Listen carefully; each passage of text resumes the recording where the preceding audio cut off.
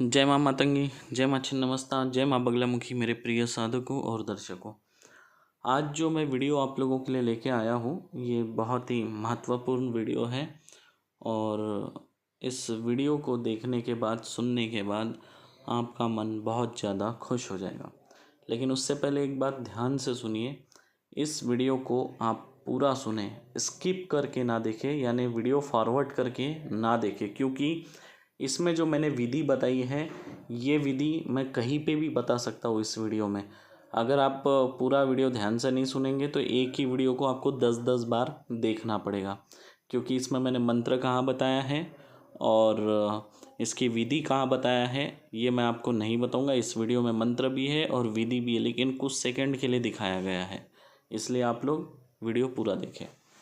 तो आज का जो ये मंत्र है ये उसलिए मैं दे रहा हूँ आप लोगों को क्योंकि आजकल जो है ना पाप बहुत ज़्यादा बढ़ चुका है और आजकल अधर्मी तांत्रिकों की कोई कमी नहीं है इस दुनिया में। एक से बढ़कर एक अधर्मी तांत्रिक बैठे हुए हैं जिन्हें बस दूसरों को दुख देकर, दूसरों का नुकसान पहुंचाकर उन्हें खुशी मिलती है और ये मुसीबत भी बनते जा रहे हैं समाज के लिए, दुनिया के लिए, है ना। तो मैंने सोचा ये जो मंत्र है आप लोगों को दे दूं, लेकिन याद रखें अगर आप लोग इसका गलत प्रयोग करोगे तो भी ये आपको नुकसान पहुंचाएगा। इसका प्रयोग आपको तभी करना है जब आगे वाला सही में अधर्मी तांत्रिक हो, सही में वो लोगों को नुकसान पहुंचा रहा हो। और अगर इस तरह का वो तांत्रिक नहीं होगा, आपने किसी अच्छे तांत्रिक की अगर विद्या बांध दी या उसकी विद्या ख़त्म कर दी तो याद रखिए आपको बहुत ज़्यादा नुकसान होगा। अगर इस मंत्र का प्रयोग कोई किसी को दुश्मनी के हिसाब से करता है किसी साधक के ऊपर, तो याद रखिए उसका अंत बहुत बुरा होता है। तो मैं आपको बता दूं कि शायद आप लोगों को ये बात पता भी नहीं होगी और आज तक आप लोगों को किसी ने ये बात बताया नहीं होगा, ये मैं आपको गारंटी के साथ बोलता हूँ, ठीक है ना। हमारे जितने भी साधक तथा दर्शक हैं उन सभी लोगों के लिए ये बहुत ही महत्वपूर्ण जानकारी है और मैं गारंटी के साथ कहता हूँ कि इस बारे में आपको पहले पता नहीं था। आप पूरा यूट्यूब छान लीजिए, आपको इस विषय से संबंधित कोई वीडियो नहीं मिलेगा, ठीक है। मेरे वीडियो पब्लिश होने के बाद आपको वीडियो ज़रूर मिल सकता है अगर कोई कॉपी कर ले तो। दूसरी बात, अगर किसी को इस बारे में जानकारी होगी भी तो उसने यूट्यूब पे नहीं डाला होगा। तो चलिए आज हम बात करते हैं एक ऐसी देवी के बारे में जिसके बारे में आप लोगों को नहीं पता है। देखिए, आप सभी लोगों ने बहुत सारी साधना वाले वीडियो देखे होंगे, है ना। बहुत सारे पूजा पाठ के बारे में आपको जानकारी होगी कि कौन से देवी को कौन सा भोग चढ़ता है ना। देखिए, देवी देवताओं को पंचमेवे का भोग चढ़ता है, कृष्ण जी को 56 भोग चढ़ता है, शनि देव को जो है सरसों का तेल चढ़ता है जिसे कड़वा तेल बोलते हैं। तो जैसे कुछ बेताल साधना है तो उनको जो तामसिक साधनाएं हैं तो उसमें मछली चढ़ाया जाता है ना। मुर्गे का या बकरे का मांस चढ़ाया जाता है, किसी देवता को शराब चढ़ाई जाती है। पर क्या आपको ये जानकारी है कि एक ऐसी भी देवी है जो केवल विद्या ग्रहण करती है, जो केवल दूसरों की विद्या खाती है, दूसरों के पूजा पाठ का कर्म खा लेती है। तो एक ऐसी भी देवी है, पर ये देवी ऐसे एकदम किसी के ऊपर जाके उसकी विद्या नहीं खाती है, ठीक है ना। अगर इसे कोई चलाता है तो, या फिर कोई अगर मंत्र जाप करता है या कोई सिद्धि करता है या कोई साधना करता है, आसन नहीं बिछाता है, सीधा ज़मीन पे बैठ के अगर कोई मंत्र जाप करता है या कोई भी पूजा पाठ करता है या कोई भी सिद्धि करता है, तो उसका मिलने वाला सारा जो फल होता है, जो भी श्रेय होता है, जितनी भी उसकी ऊर्जा होती है, शक्ति होती है, वो सब कुछ ये जो देवी है ये ग्रहण कर लेती है। समझ गया। अगर आसन नहीं बिछाओगे तो आपकी सारी मेहनत पानी पे चले जाएगी, आपका जितना भी मेहनत का फल है वो ये देवी जो है खा लेंगी, ठीक है। तो इस देवी का आप कैसे प्रयोग करोगे आज, उस बारे में मैं बताने वाला हूँ। तो आप थोड़ा सोचिए कि वो देवी कौन होगी, क्या उसका नाम है उस देवी का। सोचिए सोचिए। जो आप सोच रहे हो वो भी नहीं है। कुछ लोग महाकाली सोच रहे हैं, वो भी नहीं है। कुछ लोग शारदा देवी सोच रहे हैं, वो भी नहीं है ना। तो आप लोग गलत सोच रहे हो। तो मैं उस देवी का नाम आपको बताता हूँ। उस देवी का नाम है वरुमालिनी। ये जो वरुमालिनी जो देवी है, ये ज़्यादातर समय धरती के अंदर रहती है।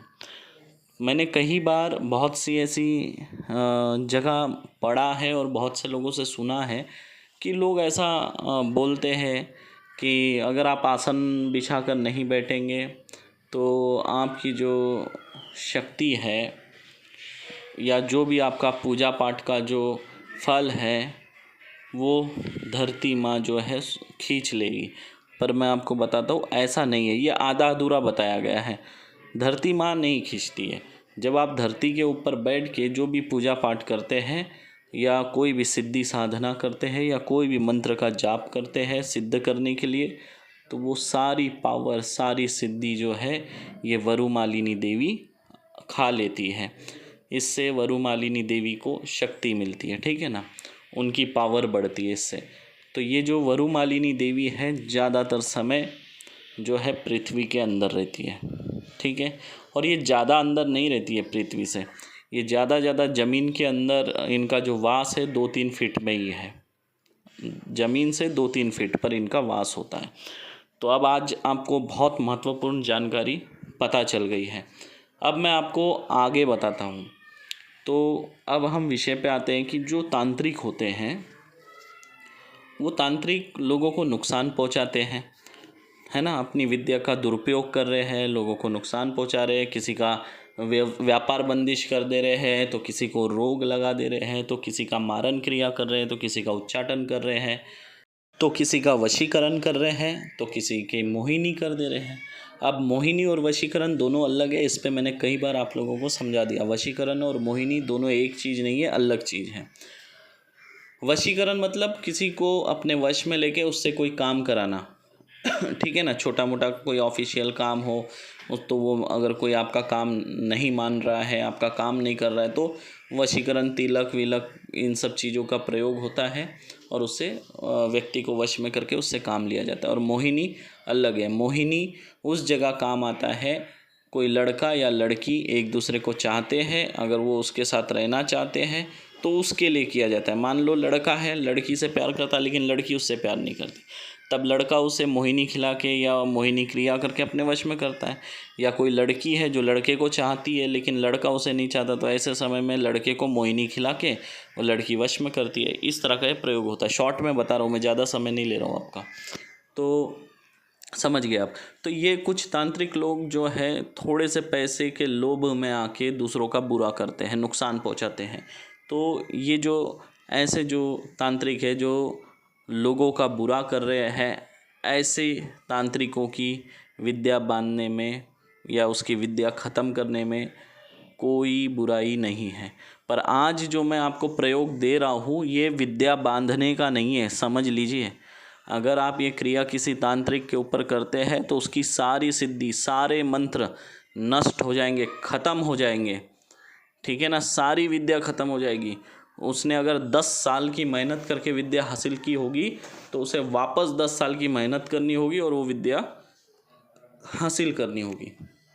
लेकिन याद रखें, किसी अच्छे साधक या अच्छे तांत्रिक की विद्या आप लोग मस्करी में या मजाकबाजी में आके नष्ट नहीं करेंगे। अगर ऐसा करते हो तो आपका अंत बहुत बुरा होगा।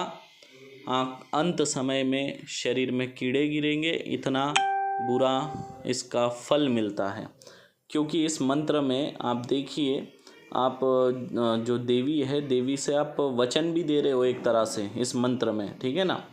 इस मंत्र में आप वरुमालिनी देवी से ये बोल रहे हैं कि हे देवी, मैं जन कल्याण के लिए, लोगों के भलाई के लिए अमुक व्यक्ति की विद्या नष्ट करने का ये प्रयोग कर रहा हूँ और मैं ये सच बोल रहा हूँ यानी मैं किसी अच्छे व्यक्ति की विद्या नष्ट नहीं कर रहा हूँ, कोई पापी और अत्याचारी तांत्रिक की ही विद्या बांध रहा हूँ, ऐसा आप महादेव के पैरों की कसम खाते हुए आप बोल रहे हो, ठीक है ना। अगर आप किसी अच्छे व्यक्ति का अगर विद्या बांध रहे हो तो समझ लीजिए उसी वक्त ये मंत्र आप पे भी लागू हो जाएगा। उसकी विद्या तो नष्ट हो जाएगी, इसमें कोई शक नहीं, लेकिन आप पाप के भागीदारी बन जाओगे और आपका अंत बहुत बुरा होगा। इसलिए सोच समझ के करें, आज का ना सोचे, आगे का सोचे। ये हमेशा याद रखें, बदले की भावना से किसी की विद्या ख़त्म नहीं करनी चाहिए, ठीक है ना। तो अब याद रखिए, इसका प्रयोग कैसे करोगे आप लोग, इसको अच्छे से समझना है आपको। अगर आपको पता है कोई पापी तांत्रिक है या आपको नुकसान पहुंचा रहा है या किसी और लोगों का भी वो नुकसान पहुंचा रहा है, लोगों का बुरा करता रहता है, तो आपको क्या करना है, ये मंत्र आप किसी भी चीज़ पे पढ़ सकते हो, ठीक है ना। आपको सिर्फ 11 बार इस मंत्र को पढ़ना है। आप पानी में पढ़ सकते हो, चाय में पढ़ सकते हो, मिठाई में पढ़ सकते हो, कोई भी खाने की चीज़ में आप पढ़कर अगर उस व्यक्ति को ये खिला दोगे तो उसकी विद्या हमेशा हमेशा के लिए नष्ट हो जाएगी। वरुमालिनी देवी उसकी सारी विद्या को खा लेंगी, समझ गए आप। फिर अगर उसको साधक बनना है, फिर से वही लेवल का तांत्रिक बनना है, तो वापस उसको उतने ही साल की मेहनत करना है, उतना ही जप तप और सिद्धि करना है, तब जाके वो वापस बन सकता है। तो एक साधक की जब विद्या नष्ट हो जाती है तो समझ लो 10-15 साल पीछे चला गया। और कई तांत्रिक मैंने देखा है जिनके ऊपर इसी मंत्र का, मैं इसी मंत्र की बात कर रहा हूँ, इसी मंत्र का प्रयोग किया गया है, उनकी विद्या नष्ट हो गई और वो जीवन में दोबारा फिर उस लेवल के तांत्रिक या उस लेवल के साधक नहीं बन पाए। क्योंकि देखिए, जवानी का जोश जवानी का होता है, क्योंकि 10-15 साल पीछे जाना छोटी बात नहीं होती है, समझ रहे हो आप। 10-15 साल पीछे चला जाता है एक साधक जब आप उसकी विद्या नष्ट कर देते हो। तो जवानी का जोश जवानी का होता है। जो 20 साल का युवा जिस तरह से एक लगन से मेहनत कर सकता है, साधना करता है, तप करता है, सिद्धि हासिल करता है, लेकिन जब वही व्यक्ति 45-50 साल का हो जाता है और तब उसको वापस से एक नई शुरुआत करनी होती है, तो वो इंसान जो है हिम्मत हार जाता है, बोलता है छोड़ो क्या करना है, गया तो गया। फिर वो कोशिश नहीं करता है कि वापस से विद्या हासिल करे। तो कई जो ऐसे तांत्रिक या साधक है वो लोग ये फील्ड ही छोड़ देते हैं, ये क्षेत्र ही छोड़कर चले जाते हैं। तो याद रखिए, ये बड़ा घातक और ख़तरनाक मंत्र प्रयोग है, स्वयं सिद्ध है। मैंने बहुत विचार किया और आज भी मैं कंफ्यूज हूँ ये मंत्र देते हुए कि आप लोगों को ये मंत्र देना चाहिए या नहीं देना चाहिए। क्योंकि इससे क्या है, आपका भी नुकसान हो सकता है अगर आप लोग गलत रास्ते पे चलोगे, अच्छे इंसान की विद्या बांधोगे तो मैं यही चाहता हूँ कि जिस भरोसे के साथ मैंने आपको ये मंत्र विद्या दी है, उस भरोसे को आप कायम रखेंगे, इसका आप गलत प्रयोग नहीं करेंगे, ठीक है ना। तो 11 बार किसी भी चीज़ में अभिमंत्रित करके उस साधक को अगर आप ये खिला दोगे तो उस साधक की सारी विद्या, सारी सिद्धि नष्ट हो जाएंगी। आशा करता हूँ आज का वीडियो आप लोगों को अच्छा लगा होगा। जय माँ मातंगी, जय माँ छिन्नमस्ता, जय माँ बगलामुखी। फिर मिलेंगे किसी और नए वीडियो के साथ।